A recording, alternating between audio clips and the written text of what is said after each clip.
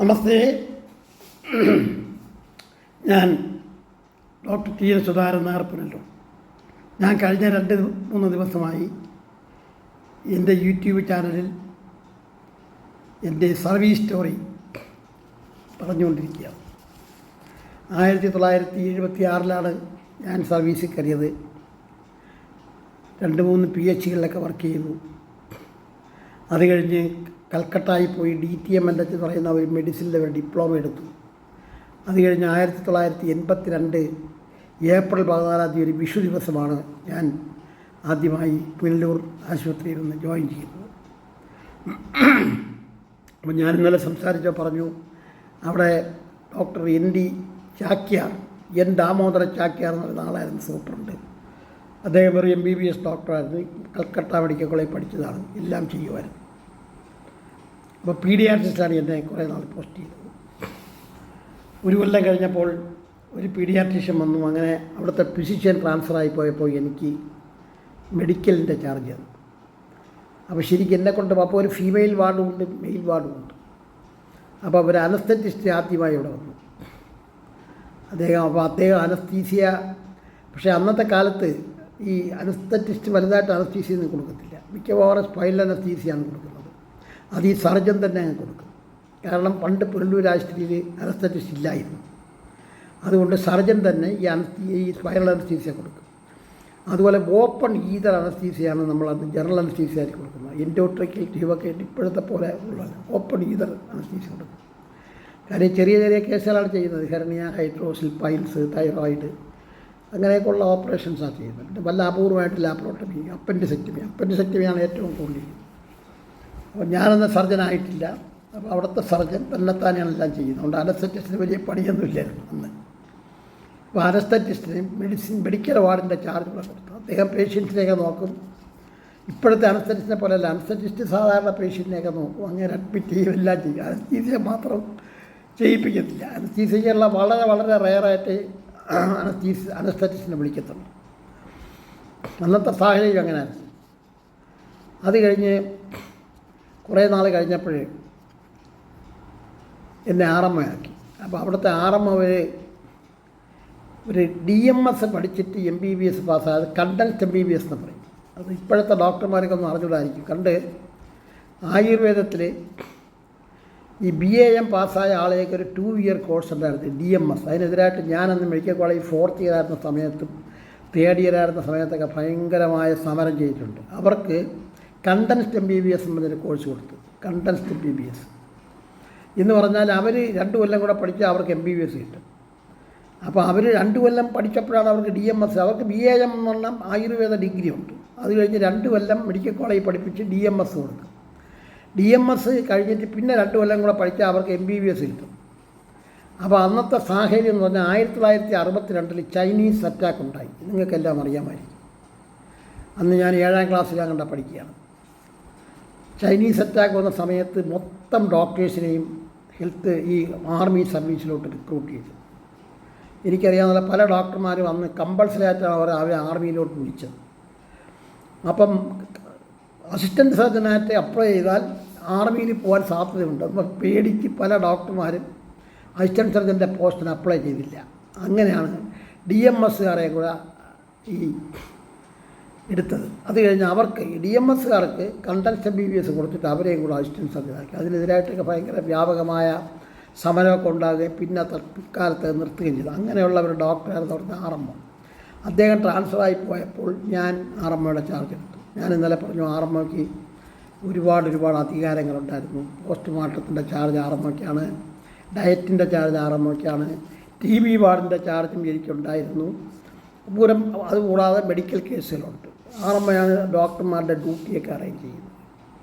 അങ്ങനെ അപ്പോൾ അന്ന് 7 ഡോക്ടർമാരും 8 ഡോക്ടർമാരെ ഉണ്ടായിരുന്നു. കുറേ നാൾ കഴിഞ്ഞപ്പോൾ അവിടെ ഒരു സ്കൂൾ ഹെൽത്തല്ല PP യൂണിറ്റ് സ്റ്റാർട്ട് ചെയ്തു. ഒരു മന്ത്രിയാണ് ഒന്ന് ഉദ്ഘാടനം ചെയ്തത്. PP യൂണിറ്റ് പറഞ്ഞാൽ പോസ്റ്റ് പാർട്ടം യൂണിറ്റ്.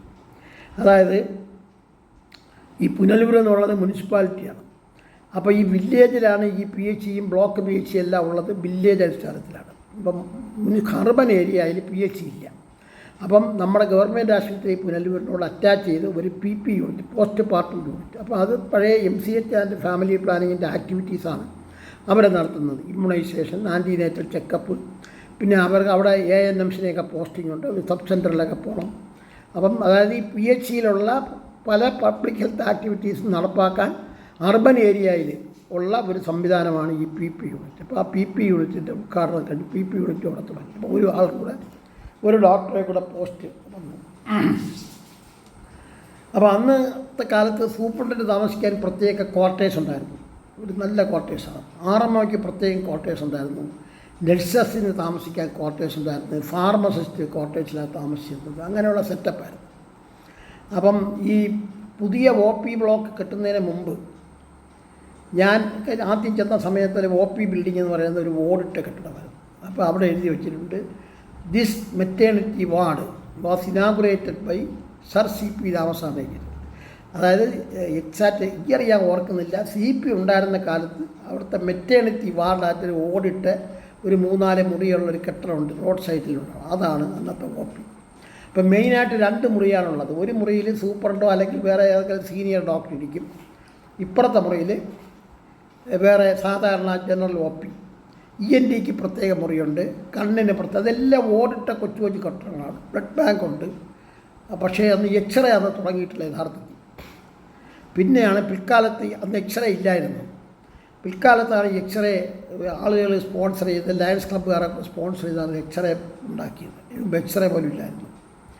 അങ്ങനെ 1984 ഞാൻ OPയിൽ പേഷ്യൻ്റ് നോക്കിക്കൊണ്ടിരിക്കുകയായിരുന്നു. 11 മണിയാവും. ആ സമയത്ത് ഭയങ്കരമായ ബഹളം, കടകളെല്ലാം അടച്ചു. അപ്പോൾ അവിടുത്തെ ഫാർമസിസ്റ്റ് എൻ്റെ അടുത്ത് പറഞ്ഞ്, സാറേ OP മതിയാക്കി, ഭയങ്കരമായ പ്രശ്നമാണ്. കാര്യം നമ്മുടെ പ്രൈം മിനിസ്റ്റർ ഇന്ദിരാഗാന്ധിയെ വെടിവെച്ച് കൊന്നു, സെക്യൂരിറ്റിക്കാർ വെടിവെച്ച് കൊന്നു. 1984 ഒക്ടോബർ 31 കോയമ്പത്തൂരൊക്കെ അതിഭയങ്കരമായ പ്രശ്നവും, കടകളൊക്കെ കത്തിച്ച്, പുനലൂരൊക്കെ കംപ്ലീറ്റ് കടകളും അടപ്പിച്ചു.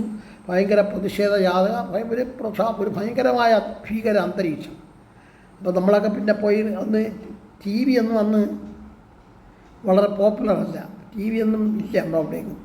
പിന്നെ റേഡിയോ വെച്ച് ന്യൂസ് കേട്ടപ്പോഴാണ് പറഞ്ഞ് ഇന്ത്യ മൊത്തം കത്തുന്നു, അങ്ങനെയാണ് ഇങ്ങനെയാണ് പറഞ്ഞ്. 1984 ഇന്ദിരാഗാന്ധിയെ വെടിവെച്ച് കൊന്നത് എനിക്ക് നല്ലപോലെ ഓർമ്മയുണ്ട്. അതുപോലെ ഒരു പ്രാവശ്യം ഞാൻ DHS ഓഫീസിൽ വേറൊരു ട്രാൻസ്ഫറിൻ്റെ കാര്യത്തിൽ ചെന്നപ്പോഴാണ് പെരുമൺ ദുരന്തം ഉണ്ടായത്. അപ്പോൾ DHSൽ വിളിച്ച് പറഞ്ഞ് പെരുമൺ ദുരന്തം വന്ന് 1000 കണക്കിന് ആളുകൾ കായലിൽ പോയി. അങ്ങനെയുള്ള പല സംഭവങ്ങൾ. പിന്നെ അന്ന് ഈ RMOയ്ക്ക് വേറൊരു ഡ്യൂട്ടി കൊണ്ട് VIP ഡ്യൂട്ടി എന്ന് പറയും. അതിപ്പോഴും ഉണ്ടെന്ന് തോന്നുന്നത്. അതായത് അന്ന് തെന്മല ഡാമിൽ കരുണാകരൻ ചീഫ് മിനിസ്റ്ററായിരുന്ന സമയത്താണ് ഞാൻ ആദ്യമായിട്ട് കരുണാകരനെ കാണുന്നത്. അപ്പോഴാണ് തെന്മല ഡാമിൽ വെള്ളം ഒരു ഇറിഗേഷൻ പ്രോജക്റ്റ് മാത്രമേ, വെള്ളം മാത്രമേ ഇറിഗേഷന് വേണ്ടി മാത്രമേ ഉപയോഗിക്കുന്നുള്ളായിരുന്നു. അപ്പോൾ അവിടെ ഒരു ഹൈഡ്രോ ഇലക്ട്രിക് പ്രോജക്റ്റ് ഉണ്ടാക്കുന്നു. അതായത് 5 വാട്ട് കറണ്ട് ഉൽപ്പാദിപ്പിക്കുന്ന ഒരു കേന്ദ്രമായി. അതിൻ്റെ ഉദ്ഘാടനത്തിൽ അന്നത്തെ ചീഫ് മിനിസ്റ്ററായ കരുണാകരൻ വന്നു. അപ്പം അദ്ദേഹം വരുന്നതിന് ഒരു 2-3 മണിക്കൂർ മുമ്പ് തന്നെ ആംബുലൻസിൽ നമ്മൾ 2-3 ഡോക്ടർമാരും നേഴ്സസും അനസ്തറ്റിസ്റ്റും എല്ലാ സൗകര്യങ്ങളോടും കൂടി അവർ ആംബുലൻസ് അവിടെ ചെന്ന് നിൽക്കുക, മെഡിക്കൽ ഇതിന്. അപ്പം വന്നു മുഖ്യമന്ത്രി, കുറേ കഴിഞ്ഞപ്പോൾ മുഖ്യമന്ത്രി വന്ന് ഉദ്ഘാടനം ചെയ്ത് പോയി. അദ്ദേഹം പോയ ഒരു അരമണിക്കൂർ കഴിഞ്ഞപ്പോഴാണ് നമുക്ക് തിരിച്ചു വരാനുള്ള സാങ്ഷൻ കിട്ടിയത്. അപ്പം ഇങ്ങനെയുള്ള VIPs ഒക്കെ വരുമ്പം നമ്മൾ പോകണം. പിന്നെ ഞാൻ ഓർക്കുന്ന, ഞാൻ പറഞ്ഞല്ലോ അവിടെ ഭയങ്കരമായ വെള്ളപ്പൊക്കം വന്നു. ആ സമയത്തൊക്കെ ചീഫ് മിനിസ്റ്റർ നയനാരായിരുന്ന സമയത്ത്, EK നയനാർ ചീഫ് മിനിസ്റ്റർ സമയത്ത് അവിടെ ഒരുപാട് പേഷ്യൻറ്റിനെ ഇതിനെ കിടത്തി വെള്ളപ്പൊക്ക സമയത്ത്. അപ്പം അദ്ദേഹം ഈ പേഷ്യൻസിനെ കാണാനായിട്ട് വാർഡിൽ വന്നു. അതിൽ ഞാൻ അതിശയിച്ചു പോയി.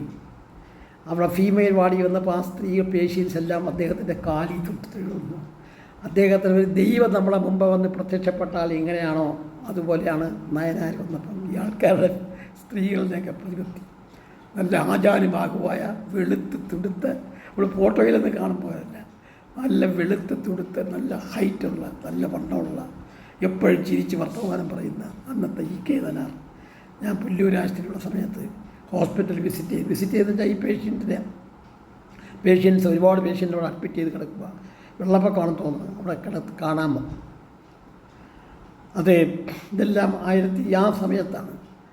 എക്സാക്റ്റായിട്ടുള്ള ഇയർ എനിക്ക് ഓർമ്മയില്ല. അപ്പോൾ ഇന്ദിരാഗാന്ധി മരിച്ച കാര്യം ഞാൻ പറഞ്ഞു, ഈ നയനാർ വന്ന കാര്യം പറഞ്ഞു, കരുണാകരൻ തെന്മല ഡാമിൽ വന്ന കാര്യം എനിക്ക് ഓർമ്മയുണ്ട്. പിന്നെ അങ്ങനെ ഒരുപാട് 56 വരെയുള്ള കാലഘട്ടത്തിലാണ് ഞാൻ ഈ പുനലൂർ ആശുപത്രിയിൽ വർക്ക് ചെയ്തത്. അത് കഴിഞ്ഞ് 86 എനിക്ക് MS അഡ്മിഷൻ കിട്ടി. ഞാൻ പോയി കഴിഞ്ഞപ്പോഴേ ഞാൻ ട്രിവാൻഡ്രത്ത് ഫാമിലിയായിട്ടൊരു വാടക വീട്ടിൽ താമസിക്കാൻ വിചാരിച്ചു. അങ്ങനെ ഞാൻ ഇലങ്കം ഗാർഡൻസ് എന്നുള്ള സ്ഥലത്ത് വെള്ളയമ്പലത്ത് എനിക്ക് 2 കുട്ടികളുണ്ടെന്ന്. ആ 2 കുട്ടികളെ അവിടുത്തെ സ്കൂളിൽ ചേർത്ത് തിരുവനന്തപുരത്തങ്ങ് സെറ്റിൽ ചെയ്ത് എല്ലാ ദിവസവും അവിടുത്തെ ഈ വെള്ളയമ്പലം ഭാഗത്ത് നിന്ന് മെഡിക്കൽ കോളേജ് പോലെ 2-3 കിലോമീറ്ററേ ഉണ്ട്, കാറുണ്ട്, പോകുമായിരുന്നു. അങ്ങനെ 2 വർഷം. അപ്പം ഞങ്ങൾക്ക് ഈ ഹെൽത്ത് സർവീസിൽ നിന്നുള്ള ആളെയൊക്കെ 1 കൊല്ലത്തെ റിഡക്ഷൻ ഉണ്ട്. അതാണ് നമുക്ക് ആകെക്കൂടിയുള്ള ആദ്യം. സാധാരണ സ്റ്റുഡൻസിന് 3 കൊല്ലം പഠിക്കണം MS, നമുക്ക് 2 കൊല്ലം പഠിച്ചാൽ മതി. കാരണം നമുക്ക് ഇത്ര എക്സ്പീരിയൻസ്. അന്ന് എനിക്ക് 12 കൊല്ലത്തെ കണ്ട. ഞാൻ 1976 സർവീസിൽ കയറിയത്. 10 കൊല്ലത്തെ സർവീസുണ്ട്. അപ്പം എൻ്റെ കൂടെ ക്ലാസ്മേറ്റ്സിലുള്ള ആൾക്കാരും ജൂനിയർ പിള്ളേരും സീനിയറായ ആൾക്കാരുമൊക്കെ അവിടെ പഠിച്ചുകൊണ്ടിരിക്കുകയാണ്. അപ്പം ഞാൻ MS പരീക്ഷ എഴുതി. MS കഴിഞ്ഞിട്ട് ഞാൻ MS പരീക്ഷ കഴിഞ്ഞിട്ട് തിരിച്ച് നമ്മൾ ലീവ് 2 വർഷത്തേക്കാണ് ലീവ് എടുത്ത് പോയത്. അപ്പോൾ ആ ലീവ് കഴിയുന്നതിൻ്റെ അന്ന് തന്നെ ഒന്ന് ജോയിൻ ചെയ്യണം, ഇല്ലെങ്കിൽ നമുക്ക് സാലറി കട്ടാവും. പിന്നെ വേണമെങ്കിൽ ലീവ് എടുക്കാം. അങ്ങനെ ഞാൻ DHS ചെന്ന് MS കഴിഞ്ഞപ്പോൾ അപ്പോൾ ഓട് സമയത്താണ്. എനിക്ക് തോന്നുന്നുണ്ട് ഒരു സെപ്റ്റംബറിലോ മറ്റോ ആണ്. സെപ്റ്റംബർ പരീക്ഷ കഴിഞ്ഞ ഉടനെ ഞാൻ അവിടെ ചെന്നപ്പോൾ അവിടെ എങ്ങും വേക്കൻസി ഇല്ല, പുനലൂരൊന്നും വേക്കൻസി ഇല്ല. അപ്പോൾ അതായത് ഏപ്രിൽ മെയിലാണ് ഈ സാധാരണ ഡോക്ടർമാർ. ആ സമയത്തെ നമുക്ക് ഈ വേക്കൻസി കാണത്തുള്ളൂ. അപ്പോൾ എൻ്റെ അടുത്ത് പറഞ്ഞ് കൊല്ലം ജില്ലയിൽ ആര്യങ്കാവിൽ മാത്രമേ വേക്കൻസി ഉള്ളൂ. ആര്യങ്കാവിൽ PH ഉണ്ട്. ശരിക്കും അത് ആര്യങ്കാവിലല്ല, കരുതുരുട്ടിയിലാണ്. അവിടെ വേക്കൻസി ഉണ്ടെന്ന് പറഞ്ഞു. അപ്പം ഞാൻ നോക്കി എങ്ങനെ പോകാൻ പറ്റുമെന്ന് നോക്കിയപ്പം ട്രെയിനുണ്ട്. പുനലൂരിൽ നിന്ന് ചെങ്കോട്ട പോകുന്ന ട്രെയിനിൽ കയറിയാൽ ഈ കരുതുരുട്ടിയിൽ അന്ന് സ്റ്റോപ്പില്ല. നമ്മൾ തെന്മല ഇറങ്ങണം. തെന്മല റെയിൽവേ സ്റ്റേഷൻ്റെ തൊട്ടിപ്പുറത്തൂടെ റോഡ് പോകുന്നുണ്ട്. അവിടെ നിന്ന് ചെങ്കോട്ട ഫാസ്റ്റിൽ കയറി അവർ 3 കിലോമീറ്ററേ ഉള്ളൂ. അന്ന് ആര്യങ്കാവ് കഴിഞ്ഞാൽ പിന്നെ കരുതുരുട്ടി ഈ തെന്മല കഴിഞ്ഞാൽ പിന്നെ അടുത്ത സ്റ്റോപ്പ് ഭഗവതിപുരത്തേ ഉണ്ട്, തമിഴ്നാട്ടിൽ. അപ്പം ഞാൻ ഒരു സീസൺ ടിക്കറ്റൊക്കെ എടുത്തു. അന്നത്തെ കാലത്ത് എനിക്ക് ഓർമ്മയുണ്ട്, 1 മാസത്തേക്ക് അങ്ങോട്ടും ഇങ്ങോട്ടും എത്ര പ്രാവശ്യം ട്രെയിനിൽ കയറിയാലും 42 രൂപ കൊടുത്താൽ 42 റുപ്പീസ്. അതായത് 42 രൂപയാണ് 1 മാസത്തേക്കുള്ള സീസൺ ടിക്കറ്റിൻ്റെ ചാർജ്. ഒരു 20 കിലോമീറ്റർ ഉണ്ട് പുനലൂരിൽ നിന്ന് തെന്മല പോകാൻ. അവിടെ നിന്ന് 3-4 കിലോമീറ്റർ ഉണ്ട് ഈ കൽത്തുരുട്ടി എന്ന് പറയുന്ന ആശുപത്രി. അവിടെ നിന്ന് പിന്നെ അങ്ങനെ ഞാൻ ആര്യങ്കാവ് PHയിൽ പോകാൻ തുടങ്ങി. എല്ലാ ദിവസവും രാവിലെ 8:15 മണിക്കാണ് ട്രെയിൻ. 8:15 മണിക്ക് പുനലൂർ റെയിൽവേ സ്റ്റേഷനിൽ വന്നിട്ട് അവിടുത്തെ ട്രെയിനിൽ പോകും. ഏത് ട്രെയിനിൽ വേണമെങ്കിലും അന്നത്തെ കാലത്ത് കയറാൻ. ട്രെയിനിൽ കയറി തെന്മല ഇറങ്ങി. തെന്മലയിൽ നിന്ന് ഇറങ്ങി അല്പം കഴിയുമ്പോൾ തന്നെ തെലുവങ്ങാട് സൈഡിൽ നിന്ന് ചെങ്കോട്ട ഫാസ്റ്റ് വരും. അതിൽ കയറി ഒരു 10 മിനിറ്റ് കൊണ്ട് ഈ PHയിൽ അവിടെ എത്തും. കഴുതുരുട്ടി PH. ഇത് വാടക കെട്ടിടത്തിലാണ്. ഒരു 2 നില കെട്ടിടം, കട പോലെയാണ്, നിലവൊക്കെയിട്ട കട. അങ്ങനെ എല്ലാ ദിവസവും ആര്യങ്കാവ് PH